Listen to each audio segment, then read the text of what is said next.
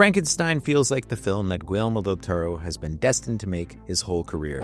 Thanks to Netflix, he's finally been able to bring his dream project to life on a scale few directors could ever hope for, delivering a lavish, intricately detailed gothic tale that feels like the exact movie he's always wanted to make. Yet, his approach veers away from most other takes on the classic, and while it hits certain notes perfectly, especially in its depiction of the creature, the film takes a long time to gather momentum, with too much of the first half devoted to a draggy exploration of Victor's youth and his intensifying obsession with life and death. It might just be that Del Toro is working with material that has been revisited too many times. The first half feels like the most conventional stretch, and I couldn't help but think we've already had plenty of excellent depictions of Frankenstein's obsession, from James Whale's landmark film to Kenneth Branagh's underrated 1990s adaptation, and yes, even Mel Brooks's classic spoof, Young Frankenstein. Now that's not to say the movie isn't impressive. The visuals alone, shot by DP Dan Lawston, are impossibly lush, possibly the most beautiful work of Del Toro's career. The film is further elevated by Alexandre Desplat's memorable score, while Oscar Isaac throws himself completely into the role of Victor, charting his slow descent into madness.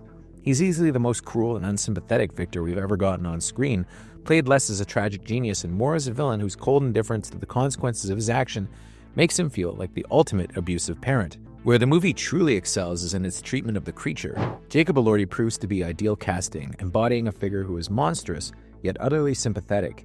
He is shaped by the cruelty of the people around him, but he also displays more empathy than his creator, and he quickly realizes that eternal life is more of a curse than a gift. Del Toro emphasizes this point relentlessly. The creature cannot die, no matter how many times he's shot, stabbed, or blown apart. Elordi brings remarkable soul to the role with his towering, angular presence perfectly suited to the role. He's also a more strikingly handsome monster than audiences may expect, not just physically, but also in his demeanor, and this is underscored by a poignant subplot with Mia Goth's Elizabeth. In this version, she's engaged not to Victor, but to his brother, and far from being seduced by Victor, she's repelled by his cruelty and arrogance.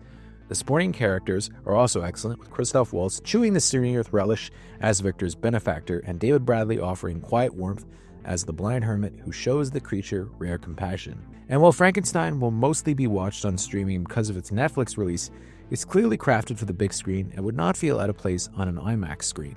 At the same time, before anyone complains about the lack of a theatrical rollout, the freedom Del Toro had in working with Netflix allowed him to make a version less reliant on horror tropes than other adaptations. Instead, his focus is firmly on the tragic father-son bond between the creature and his maker. While I can't quite call this my favorite Frankenstein adaptation, I'll admit the overly drawn-out first half tested my patience. Still, once the movie finds its footing, the second half is close to brilliant. Even if it's uneven and slow to start, it ultimately blossoms into something powerful, a film that demands to be seen. It may take longer than it should to arrive at its peak, but when it does, it's a striking reminder of what happens when a filmmaker is granted the freedom to pursue an undiluted vision. Del Toro has earned that privilege, and the result, while imperfect, is still essential viewing, and I give it a 7 out of 10. Thank you for clicking on our video, everybody. If you like what you saw here, please make sure you like the video and subscribe and share with your friends who like this sort of content. JoBlo was created by movie fans for movie fans, and we appreciate your support.